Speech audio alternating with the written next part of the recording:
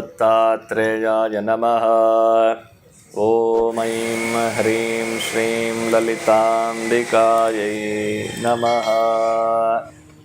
ಎಲ್ಲ ಧರ್ಮಬಂಧುಗಳಿಗೂ ಕೂಡ ಸದ್ಗುರು ದತ್ತಾತ್ರೇಯರ ವನದುರ್ಗಾ ಮಾತೆಯ ದಿವ್ಯ ಕೃಪಾಶೀರ್ವಾದವನ್ನು ಪ್ರಾರ್ಥನೆ ಮಾಡ್ತಾ ಈ ದಿನದ ದತ್ತಧಾರೆ ಕಾರ್ಯಕ್ರಮಕ್ಕೆ ಸ್ವಾಗತ ಮಾಡ್ತಾ ಇದ್ದೀನಿ. ದತ್ತನ ಒಂದು ವಿಚಾರಧಾರೆಗಳು ಎಷ್ಟು ಹೇಳ್ತಾ ಇದ್ರೂ ಕೂಡ ಕೇಳ್ತಾ ಇರಬೇಕು, ಎಷ್ಟು ಹೇಳಿದ್ರೂ ಕೂಡ ಸವಿಲಾರದಂತೆ.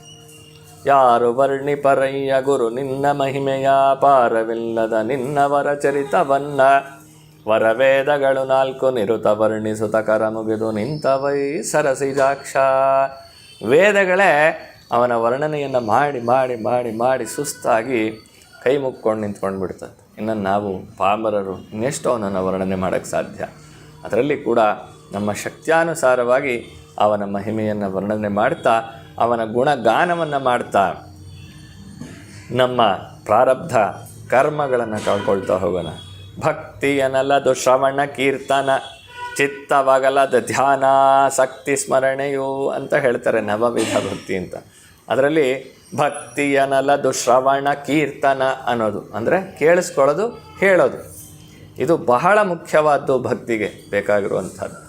ಎಲ್ಲಿ ಭಕ್ತಿ ಇರುತ್ತೋ ಭಕ್ತವತ್ಸಲ ಬಂದ, ಭಕ್ತಿಗೆ ಒಲಿದು ಬಂದ, ಭಕ್ತನೇ ದೂರಲ್ಲಿ ನಿಂದ, ಭಕ್ತ ಕಣ್ಣಲ್ಲಿ ಕಂಡ, ದತ್ತ ಬಂದ ನಮ್ಮ ಸ್ವಾಮಿ ಬಂದ ನಮ್ಮ ಭಕ್ತರ ಪಾಲಿಪೋ ದೇವನೇ ಬಂದ ಅಂತ ಭಕ್ತಿಯಿಂದ ಅವನನ್ನು ಪ್ರಾರ್ಥನೆ ಮಾಡಿದ್ರೆ ಅವನ ಎದುರುಗಡೆ ನಿಂತ್ಕೊಳ್ಳೋ ಅಂಥವನಿಗೆ ಯಾರು ಅಂದರೆ ಅವನು ದತ್ತ ಮಾತ್ರ.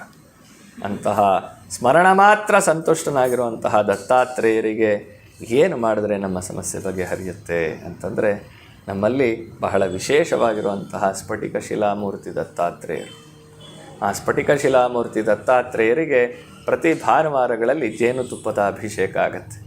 ಆ ಜೇನುತುಪ್ಪದ ಅಭಿಷೇಕ ಎಷ್ಟು ಶಕ್ತಿದಾಯಕವಾದ್ದು ಅಂತಂದರೆ ಮಾತು ಬರದೇ ಇರೋರಿಗೆ ಮಾತು ಬರುತ್ತೆ, ಅನಾರೋಗ್ಯದಲ್ಲಿ ನರಳ್ತಾ ಇರೋರಿಗೆ ಅನಾರೋಗ್ಯ ದೂರವಾಗುತ್ತೆ.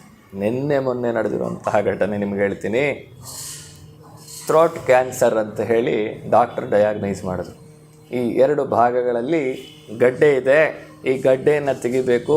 6 ತಿಂಗಳ ಕಾಲ ಅವ್ರಿಗೆ ಮಾತಾಡೋದಕ್ಕಾಗೋದಿಲ್ಲ, ವಾಯ್ಸ್ ಇದೇನಿರುತ್ತೆ ಅದು ಬ್ಲಾಕ್ ಆಗಿರುತ್ತೆ, ಅದರಿಂದ ಆಪ್ರೇಷನ್ ಮಾಡಲೇಬೇಕಾದ ಪರಿಸ್ಥಿತಿ ಅಂತ ಹೇಳಿದ್ರು.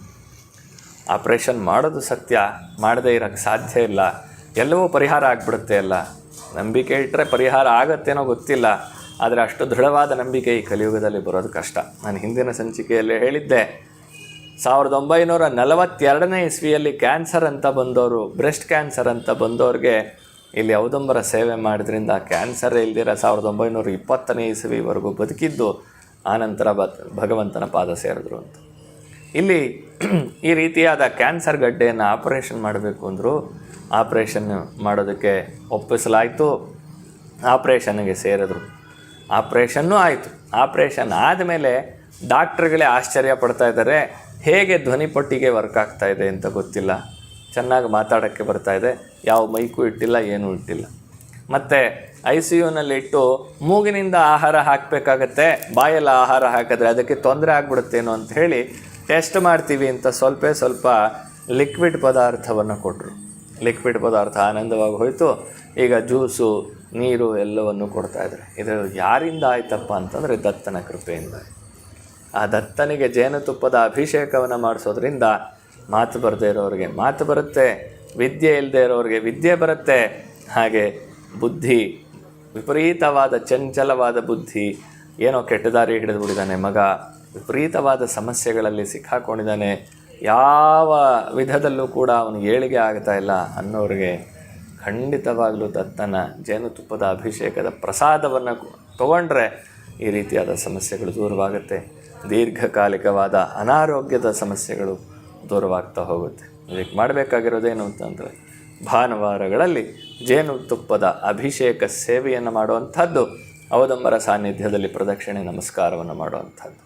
ಈ ರೀತಿ ಮಾಡ್ತಾ ಹೋಗಿ ಸುಲಭವಾದ ಪರಿಹಾರಗಳನ್ನು ಮಾಡಿಕೊಳ್ತಾ ನಿಮ್ಮ ಸಮಸ್ಯೆಗಳನ್ನೆಲ್ಲವನ್ನು ಕೂಡ ನಿವಾರಣೆ ಮಾಡಿಕೊಂಡು ದತ್ತನ ಕೃಪೆಯಲ್ಲಿ ಮಿಂದು ಧನ್ಯರಾಗಿ ಅಂತ ಹೇಳಿ ತಿಳಿಸ್ತಾ ಇವತ್ತಿನ ಕಾರ್ಯಕ್ರಮಕ್ಕೆ ಮಂಗಳ ಹಾಡ್ತಾ ಇದ್ದೀನಿ. ಓಂ ಶಾಂತಿ ಶಾಂತಿ ಶಾಂತಿ. ಸದ್ಗುರು ದಿವ್ಯಚರಣಾರವಿಂದಾರ್ಪಣಮಸ್ತು.